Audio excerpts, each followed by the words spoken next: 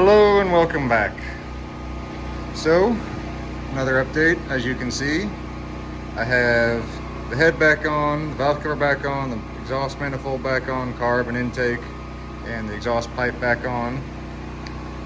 Got the head back from machine shop, and he was able to grind the valve stems down so that they are all sitting flush now.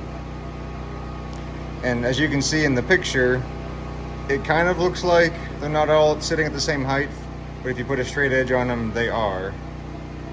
But unfortunately, when I went to put the rockers back on, the rocker arms are hitting the washers on top of the valves.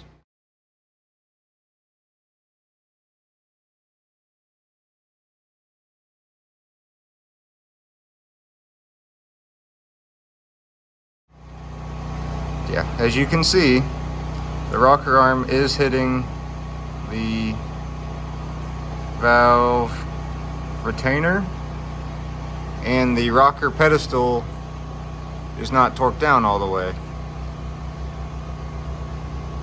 So I think my next step is going to be making shims for underneath the rocker arms, because I have plenty of lash adjustment. These are all backed all the way out. I will have to shim up the rocker pedestals so I can have enough clearance to not hit the washers on top of the valves, or the keepers on top of the valves. I swear if it's not one thing, it is another, but hey, whatever. It's a restoration. What do you expect? Also, come to find out, a Heisler cylinder head, the thickness of it is supposed to be 5.5 inches.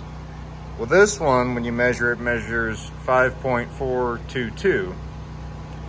So over the course of its lifetime, this head has shrunk, which I figure is now affecting the rockers up top. So I guess to compensate for that, you have to space out your rocker pedestals. Oh well, I'll get it eventually. So, decided to move back to the transmission. Got shifter rails out of it, but I can't get the nut off of the sliding gear shaft off, mainly because I don't have the right socket. So, got to get a socket, and I'll get that all off eventually. So while I'm waiting on a socket, I decided to attack the back of the tractor. I got the power lift off, which it's just held on by 6 bolts and 1 stud. That came off real easy. It's really light. But unfortunately, to my surprise, if I can get the light in the right spot, the rock shaft cylinder is probably rusted in the bore. Fantastic. And I cannot get the arms to move, which no big surprise there. So I don't know if I'm gonna have to take it apart there, get the rock shaft out, and then try to get that piston out of the cylinder. I don't know, we will see. Currently in the process of taking off the hydraulic pump, or at least what's left of it. We'll see what it looks like when we get that off. Well, I don't know if this is how this is supposed to come apart, but this is how it's coming apart. There is a snap ring right in front of the PTO shaft bearing that I thought you had to take off to get this all out. Maybe you just need to take it off to get the halves separated. But either way, to pull the pump and the shaft, I guess, you do not need to take that snap ring off, which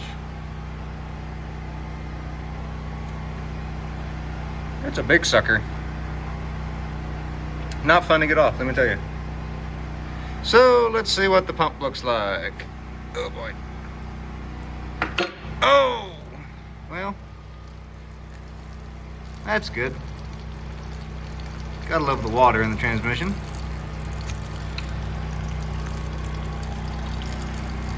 If only you could smell this.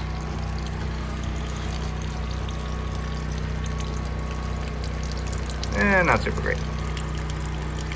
Not super great. Big shocker, I suppose. But that tooth doesn't look too bad.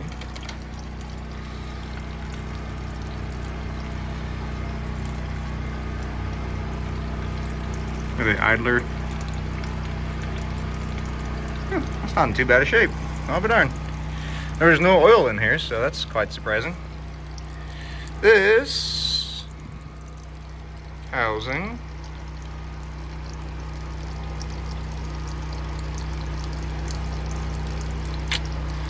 not the greatest, not the worst, I guess. Hey, it even spins.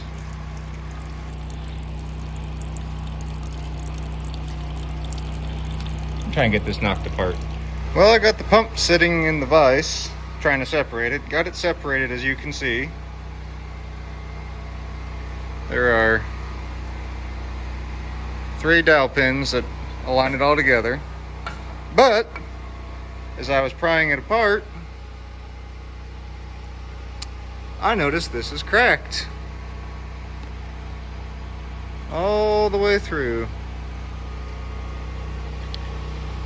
So unfortunately, at least this spacer piece is junk, which is kind of a shame. So all in all, I mean, it's a little dirty, but it's not in that bad a shape. So that's a bummer.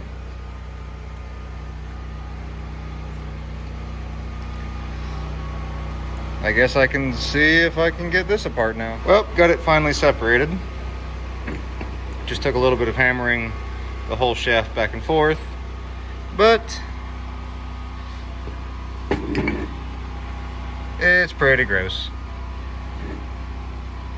But at least it all came apart, I suppose. I think I will pause on this disassembly for the moment, because there's a burr I need to clean up on the snap ring groove before I can knock this bearing off and get the shaft out. So I think that's a good stopping point for there.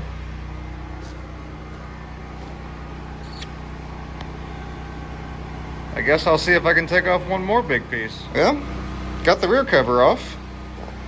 Definitely recommend using studs, because that weighs a lot. And as you might expect, it is full of garbage. Like the rest of the rear end. Ooh, boy.